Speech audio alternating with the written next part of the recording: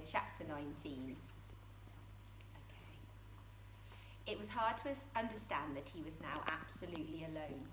People dying, however much you expect it, is not like you think it will be. The sister had taken him to the restroom, she'd given him tea and biscuits, and now, to his surprise, she said, "I've been in touch with the people who are going to fetch you, and they're on their way. Soon you'll be in your new home." Ben lifted his head. "What?" he said stupidly. "Mrs. Trottle has made the arrangements for you, Ben. She's found a really nice place for you, she says, a school where you'll learn all sorts of things. She didn't think you'd want to go on living with the other servants now your grandmother is dead." Ben was incredibly tired. It was difficult to take anything in. "I don't know anything about this," he said. The sister patted his shoulder. Mrs. Trottle had sounded so kind and concerned on the telephone that it never occurred to her to be suspicious. "Ah, here they are now," she said. Two men came into the room. They wore suits, one pinstriped, one pale grey, and clipper ties. One of them had long dark hair parted in the middle and trained over his ears. The other was fair with thick curls. Both of them smelled strongly of aftershave, but their fingernails were dirty. Ben disliked them at once. They looked oily and untrustworthy, and he took a step backwards. "I don't want to go with you," he said. "I want to find out what all this is about." "Now come on, we don't want to fuss," said the dark-haired man. "My name's Stamford, by the way, and this here is Ralph, and we've got a long drive ahead of us, so let's be off sharpish." "Where to? Where are we going?" "The name wouldn't mean anything to you," said Ralph, putting a comb through his curls. "But you'll be all right there, you'll see. Now say goodbye to the sister, and we'll be on our way." The sister looked troubled. The men were not what she'd expected, but her orders were clear. Ben must not leave the hospital alone and in a state of shock. "I'm sure everything will be all right, dear," she said. "And of course you'll come back for your grand's funeral." The men caught each other's eyes and Ralph gave a snigger. One thing the children at Ramsden Hall did not get was time off to go to funerals. Ben was so tired now that nothing seemed real to him. If the sister thought it was all right, then perhaps it was. And after all, what was there for him now at Trottle Towers? He picked up his jacket. The letter was still in the pocket, but he didn't want to read it in front of these unpleasant men. "All right," he said wearily. "I'm ready." And then, sandwiched between the two thugs, Mrs. Trottle had hired to deliver him to a horrible place that she could find in England. He walked down the long hospital corridor towards the entrance hall. It was very late. As she trudged through the streets, Odge was dazzled by the headlights of the car and the silly advertisements flashing on and off. Advertisements for stomach pills, for hairspray, for every sort of rubbish. For a moment she wondered if she was going to be able to stand it. On the island now it would be cool and quiet. The mist makers would be lying close together on the beaches and the stars would be bright and clear. It wasn't a very nice thought that she would never see the island under the stars again. Well, not for 9 years. But in 9 years she might be as silly as her sisters, talking about men and marriage and all that stuff. She stopped for a moment under a lamp to look at the map. First right, first left, over a main road, and she'd be there. London wasn't very beautiful, but there were good things here, and good people. The Plodger was kind, and Henry, and even quite ordinary people, shop assistants and park keepers. It wouldn't be too bad living here, and she wouldn't miss her bossy sisters. Well, perhaps Fredgonda a little. Fredgonda would be quite funny when she was practicing squeezing people's stomachs to give them nightmares. The mist maker she'd missed horribly, that was true, but she couldn't have kept him. The way those idiots had carried on at the Astor and shown her that, and he was old enough now to fend for himself. When the others realised that she hadn't gone ahead and she'd doubled back and hidden in the cloakroom, they'd see to him and explain to her parents. And even if she wanted to change her mind, it was too late. And in an hour from now, the Gump would be closed. "I'm a hag," she reminded herself, because rather a bad attack of home sickness was coming over her. "I'm Odge with the tooth." She turned left, crossed the road. She could see the hospital now, towering over the other buildings. Ben would be in there still, and when she imagined him watching by the old woman's bed, Odge knew she'd done the right thing. Ben was clever, but he was much too trusting. He needed someone who saw things as they really were. No one was going to get the better of them while she was around, and if it meant living in dirty London instead of the island, well, that was part of the job. Up the steps of the hospital now, even so late at night, there were lights burning in the big entrance halls. Hospitals never slept. "I am Miss Gribble," she said to the reception clerk, looking down in surprise at the small figure dressed in the old-fashioned blazer which had come in out of the dark. "And I have to see—" She broke off because someone had called her name, and spinning round she saw Ben coming towards her, hemmed in by two men. His face was white, he looked completely exhausted, and the men seemed to be helping him. "Odge," he called out, "what are you doing here? Why aren't you—" The man on Ben's right jerked his arm. "Now then, no time to chat." He began to pull Ben towards the door, but Ben twisted round trying to free himself. "She's dead, Odge," he cried. "My grandmother, she's dead." His voice broke. It was the first time he'd said that word. Odge drew in her breath.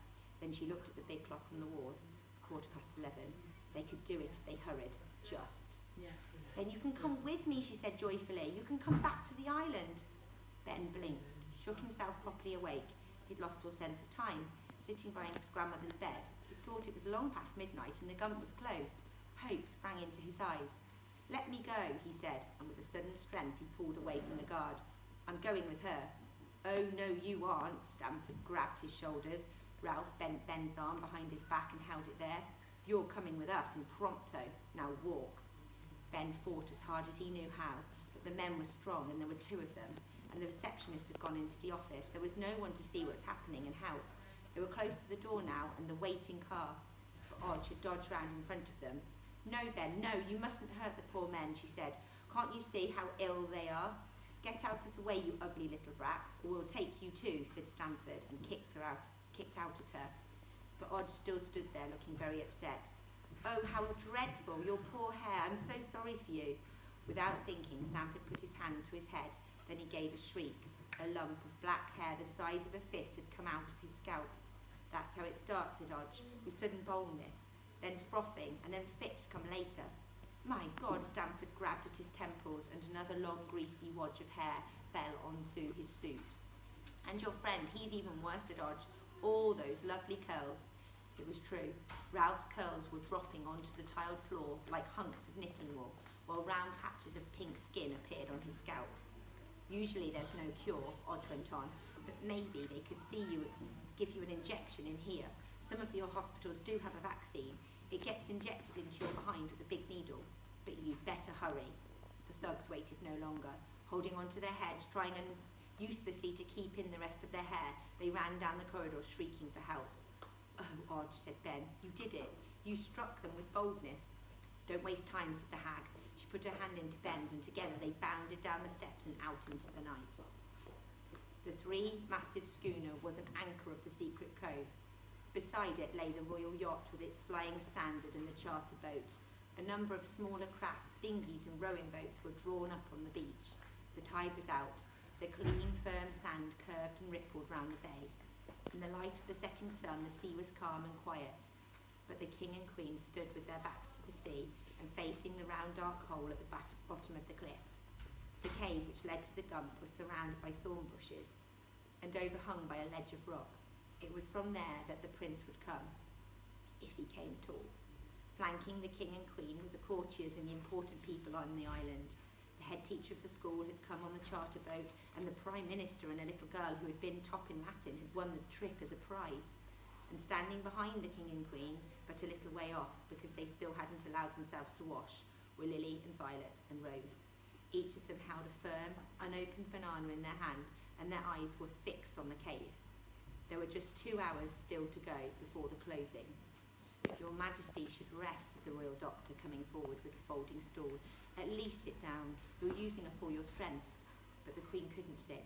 She couldn't eat. She couldn't drink. She could only stare at the dark hole in the cliff, as if to take her eyes from it would be to abandon the last shred of hope. At 10:30 the flares were lit. Flares round the opening, flares along the curving bay now crowded with people. A ring of flares where the king and queen waited. It was beautiful, the flickering firelight, but frightening too, for it marked the ending of the last day, but not surely the end of hope. 5 minutes passed, 10. Then from the crowd lining the shore there came the rustle of excitement, a murmuring, and from the queen a sudden cry. A lone figure had appeared in the opening. The king and queen had already moved towards it. When they checked, it was not their son who stood in the mouth of the cave. It was not anyone they knew. It was in fact a very tired, witch called Mrs. Heartbottle, holding a carrier bag and looking bewildered. She'd heard about the gump from a sorcerer who worked in the job centre and decided she fancied it. The disappointment was bitter. The Queen did not weep, but those who stood close to her could see suddenly how she would look when she was old. Another silence, more ticking away of the minutes. The cold breeze blew in from the sea. Rose and Lily and Violet still held their closed bananas, but Lily had begun to snivel. Then, once more, the mouth of the cave filled with figures, well-known ones this time, and once more hope leapt up, only to die again. There was no need to ask if the rescuers, after all, brought back the prince. Cor was bent and huddled into his cloak. Gertie carried her straw basket as if the weight was too much for her to bear, and where the fern seed had worn off, they could see the ogre's red, unhappy face. From just a few people on the shore there came hisses and boos, but the others quickly shushed them. They knew how terrible the rescuers would feel, coming back empty-handed, and their failure was punishment enough. Cor was too ashamed to go and greet the king and queen. He moved out of the light of the flares and sat down wearily on a rock. Gertie was looking for Odge in the crowd gathered on the beach.